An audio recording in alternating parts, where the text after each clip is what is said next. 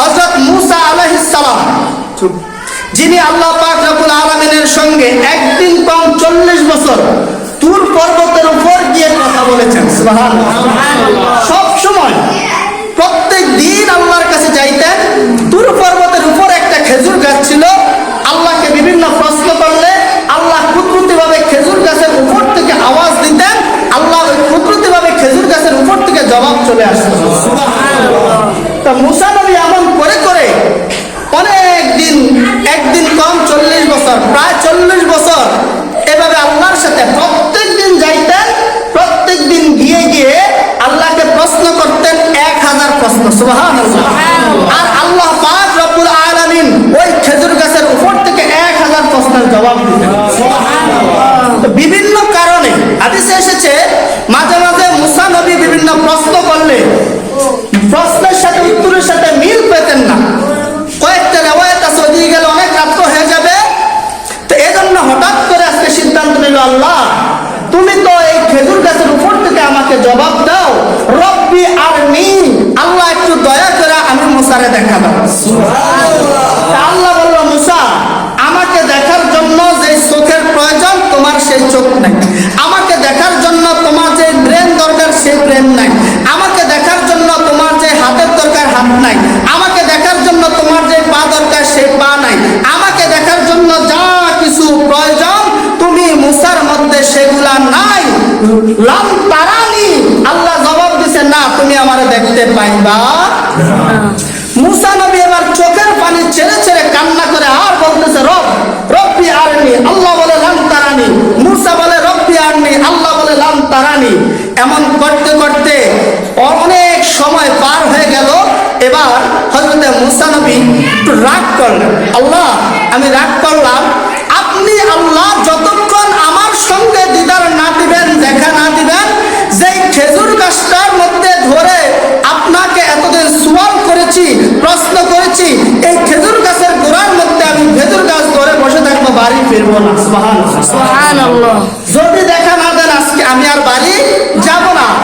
হযরত মুসা আলাইহিস সালাম এই খেজুর গাছটারে জড়ায়া ধরে চোখের পানি ছাড়তেছে আর বলতেছে, আল্লাহ দেখা দাও, আল্লাহ দেখা দাও। আল্লাহ বলে দেখবা না।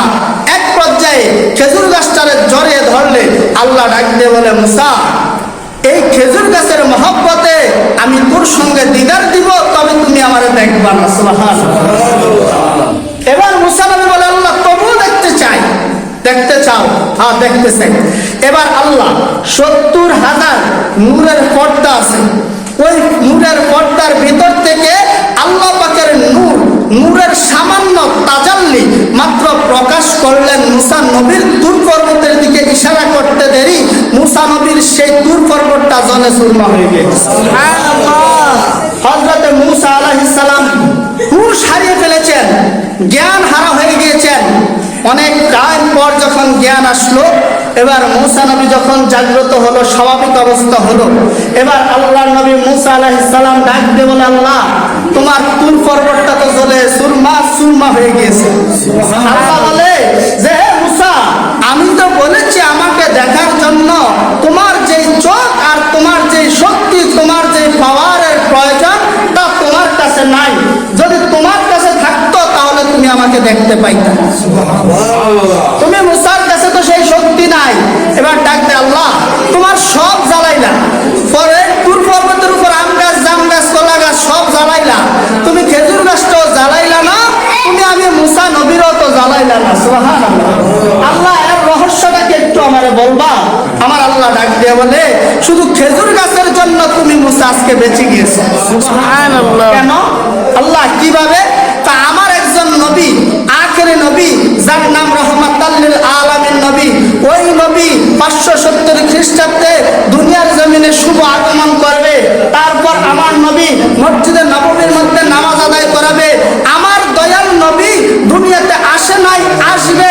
আসার পরে এই খেজুর গাছের মধ্যে দাঁড়ায়া দাঁড়ায়া খুতবা পাঠ করবে।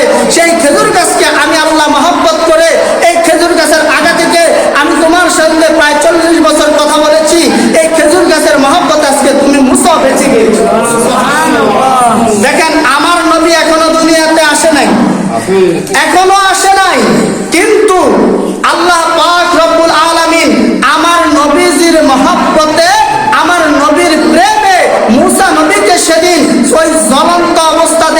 দিয়ে স্বাভাবিক অবস্থায় রেখে দিয়েছেন।